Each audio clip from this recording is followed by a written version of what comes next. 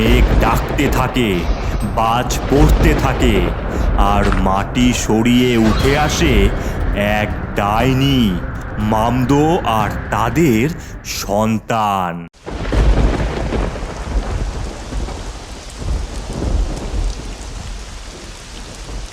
বাবারে বাবা, এত বৃষ্টি হচ্ছে, ইনজেকশন গুলো যে কিভাবে দেবো বিশু?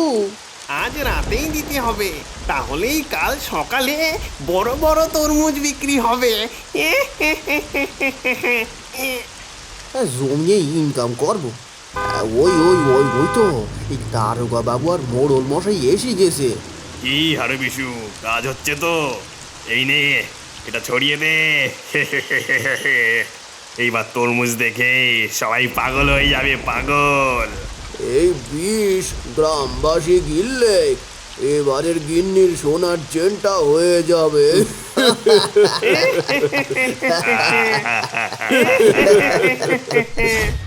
তরমুজপুর গ্রামে হারু আর বিশুই একমাত্র তরমুজ বিক্রেতা।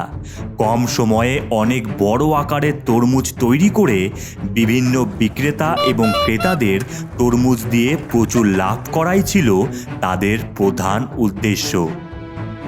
ও হারুদা, আজকে তরমুজগুলো তো অনেক বড়। দামটাও যে বেশি রে সুজন। নে নে, যত নেওয়া নিয়ে নে, এই বিক্রি কর যা। ওরে আমাকেও দাও, আমাকে দাও। ওরে ওরে এইদিকে আমার ওজনটা করো। ওজন করো। শুধু ক্ষেত থেকেই বিক্রি করা নয়, একদিকে হারুর যেমন তরমুজ বিক্রি করা চলতো, অন্যদিকে বিশুর সেই তরমুজের জুস তৈরি করে বিক্রি করা চলতো। এক কথায় গ্রামের মানুষের তৃষ্ণা মেটানো ও তরমুজ খাইয়ে মন ভরানোর দায়িত্ব ছিল এই দুইজনার হাতে। নে নে, এই তাড়াতাড়ি ভাগ করে ফেল দেখি। শুনলাম গ্রামে একটা বাচ্চা মারা গেছে। ধুর, এই এত বিষ মেশাছি, এই অমন একটা দুটো মরবি। এই ওসবে চাপ নেবেন না মোড়ল মশাই। নিন নেন নেন নেন, ভাগটা করুন, এই টাকাই পরম ধন আর জ্ঞান। ঠিক বলেছিস ভাই। এই সবার ভাগে 1 লক্ষ করে পড়লো। বাহ, চমৎকার চমৎকার। এমনভাবে বেশ কিছুদিন চলার পর উফ, এত টেস্টি মা, বিশু কাকু তরমুজের জুস, কোনো কথা হবে না।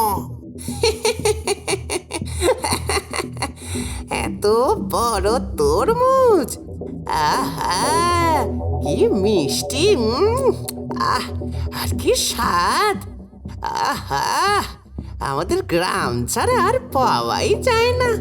ওগো আস্তে খাও, গলায় আটকাবে যে। দেখি আজ বিকেলে গিয়ে আরো কিছু তরমুজ নিয়ে আসবো, যা ঝড় বৃষ্টি হচ্ছে। হ্যাঁ মা, তাই করো। ও কি, এই হাবলু, কথা বলছিস না কেন? কি রে ওগো?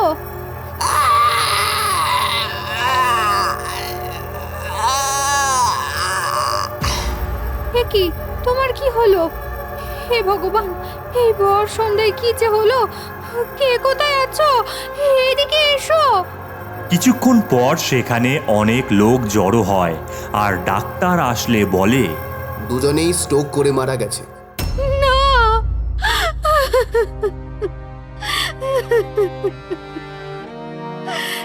সব কিছু হয়েছে ওই তরমুজের জন্য।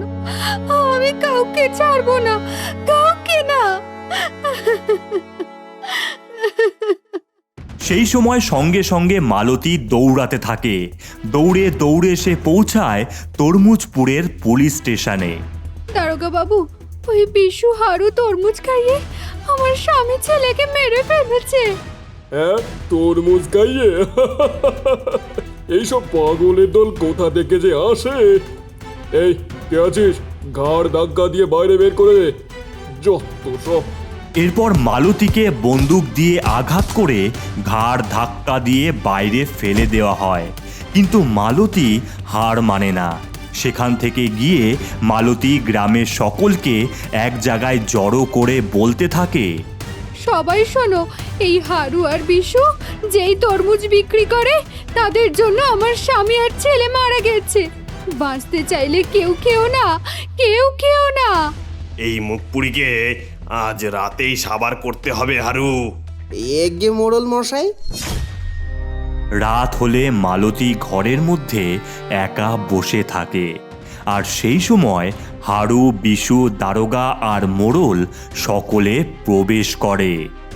এত বছরের প্ল্যান, এত টাকার লেনদেন সব শেষ করে দিতে চাস তুই আজকে? না, আমায় কিছু করো না, করো না। মেরে ফেল এই মুখপুরীকে। মারবো না রে, পুড়িয়ে মারবো। এরপর সকলে মালতীকে ঘর বন্ধ করে আগুন জ্বালিয়ে দেয়। নে, পুড়ে মর এবার। না, আমায় মেরো না, মেরো না আমায়।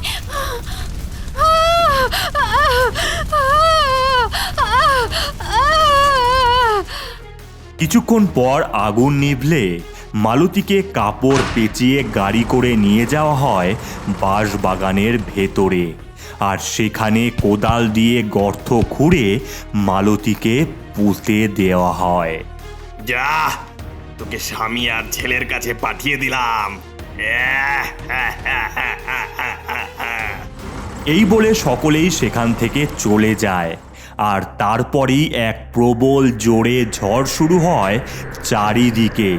মেঘ ডাকতে থাকে, বাজ পড়তে থাকে, আর মাটি সরিয়ে উঠে আসে এক ডাইনি, মামদো আর তাদের সন্তান।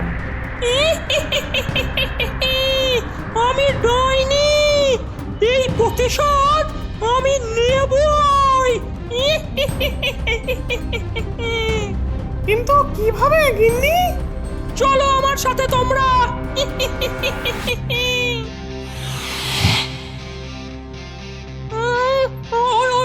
ওই তো তরমুজ। এই তরমুজকে ঘর বানিয়ে এর ভেতরেই থাকবো আমরা। বাহ গিন্নি, কেউ বুঝতে পারবে না। সবাইকে উচিত শিক্ষা দিতে হবে মা, চিন্তা করিস না। এখন চ দেখি, গিলি গিলি বুম, তরমুজটি পরিণত হ এক বিশাল বাড়িতে। ঝুম। ডাইনি এই মন্ত্র পড়তেই এক বিশাল তরমুজের বাড়ি তৈরি হয়। আর তার মধ্যে সকল ভূতেরা প্রবেশ করে যায়। ওয়াও মা, কি সুন্দর ঘর আমাদের।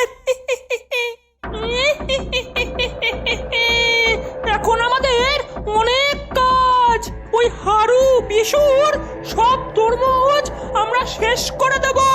চল চল চল। তাই হলো, তারা সকলেই বেরিয়ে সমস্ত তরমুজের ক্ষেত নষ্ট করে দিতে থাকে।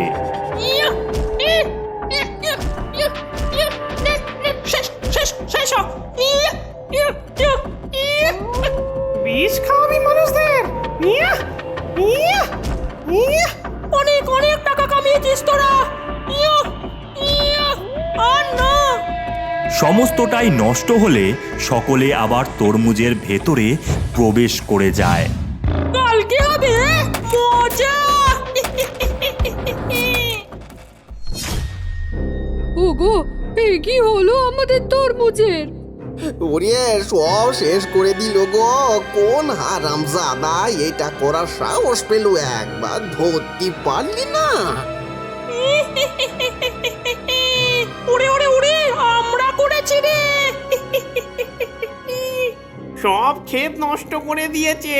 দারোগার মোড়লকে এক্ষুনি ডেকে আনো, যাও। ওমা, এ দেখি এত বড় তরমুজ একটা। ওরে ওরে বাপ রে, এটাই আবার কি? এটা নিশ্চয়ই এই তরমুজের দ্বারা হয়েছে। কেটে ফেল দেখি, কেটে ফেল। আমাদের বাড়া ভাতে জল ডালা, দেখাচ্ছি মজা, দাঁড়া।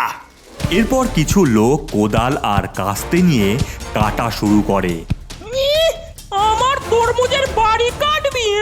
তারা এই নে। ইয়া! ডাইনি জাদু করতেই মানুষগুলো দূরে ছিটকে পড়ে। এটা কি হলো মোড়ল মশাই?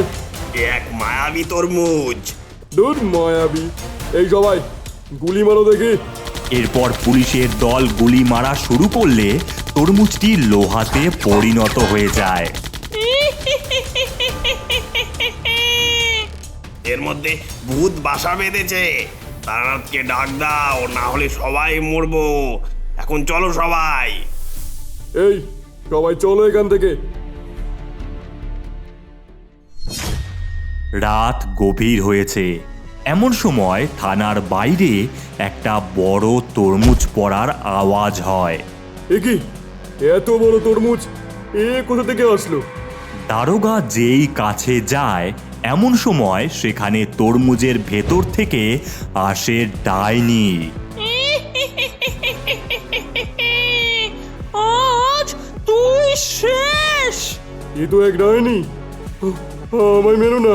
বিষ খাইয়ে আমার স্বামীকে ছেলেকে মেরেছিস তুই। এই নে। ইয়া! বাঁচাও!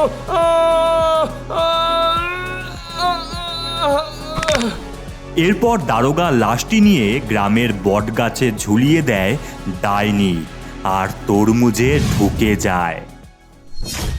ওরে, ওরে, আমাদের দারোগা মরেছে রে। দারোগা মরেছে। আমি জানি। ওরে হারু, বিশু, পালা পালা, এই গ্রাম ছেড়ে পালা। তারানাথ কালকে ফিরছে, আজকের দিনটা থেকে যাই। আজ রাতেই আমি পালাবো, তোরা থাক থাক। রাত হতেই গ্রামের মোড়ল তার স্ত্রী বাচ্চা নিয়ে পালাতে যাবে এমন সময় এক বিশাল আকৃতির তরমুজ পড়ে তাদের সামনে। একি এত বড় তরমুজ কোথার থেকে এলো? ওরে ওরে ওরে, তরমুজ না রে, আমি ডাইনি। ওরে বাবারে, ওরে বাবারে, এ তো ডাইনি। আমাদের ছেড়ে দাও, আমাদের ছেড়ে দাও, ছেড়ে দাও, আমাদের ছেড়ে দাও। ছেড়ে দাও। সবাইকে ছাড়বো, কিন্তু তোকে না রে মোড়ল। এরপর ডাইনি মোড়লের শরীরে প্রবেশ করে যায় আর দৌড়াতে থাকে। কিছুক্ষণ দৌড়ে সে দাঁড়ায় ট্রেন লাইনের ওপরে। তোর জীবন শেষ মোড়ল। এমন সময় একটা ট্রেন এসে সজোরে ধাক্কা মারায় মোড়লের দেহ ছিটকে পড়ে আর মারা যায়। তারপর ডাইনি সেই লাশটিকে তুলে গ্রামের বটগাছে ঝুলিয়ে দেয়। এই বলি, এইসব কি হচ্ছেটা কি আমার গ্রামে? আমাদের বাঁচাও দাদা, আমাদের বাঁচাও। ভূতে বাসা বেঁধেছে আমার বাড়িতে। ওরে বাঁচাও গো। কি বলছিসটা কি? এই চল চল চল দেখি। এরপর তারানাথ বড় তরমুজের সামনে গেলে বলে ওঠে, এ এক প্রতিশোধে উন্মুক্ত ডাইনি এই বাসা বেঁধেছে রে। একে থামাতেই হবে, না হলে সবাই মরবি। এক্ষুনি যজ্ঞ শুরু করতে হবে। তাই হলো, কথা মতন তারানাথ যজ্ঞে বসলো। ওং হ্রিং চামুণ্ডায় নমঃ, ওং হ্রিং চামুণ্ডায় নমঃ, জয় মহাদেব। এই বেরিয়ে আয় ভূতের দল, এই বেরিয়ে আয়।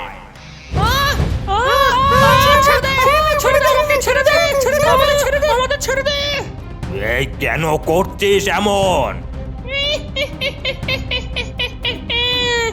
কেন করছি? তবে শোন। এরপর ডাইনি সমস্তটাই তারানাথকে বলে।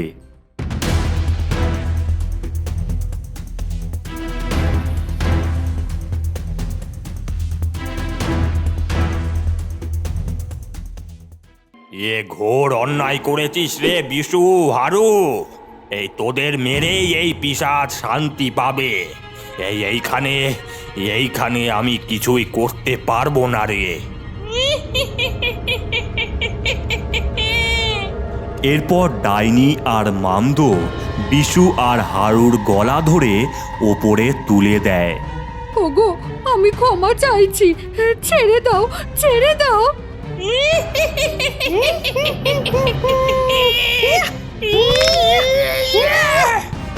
এরপর বিশু আর হারুর নিথর দেহ মাটিতে লুটিয়ে পড়ে। ওং নমঃ শিবায়। যা যা যা যা, চলে যায় বাড়িয়ে। তারপর ভূতের দল অদৃশ্য হয়ে যায় সেখান থেকে। না!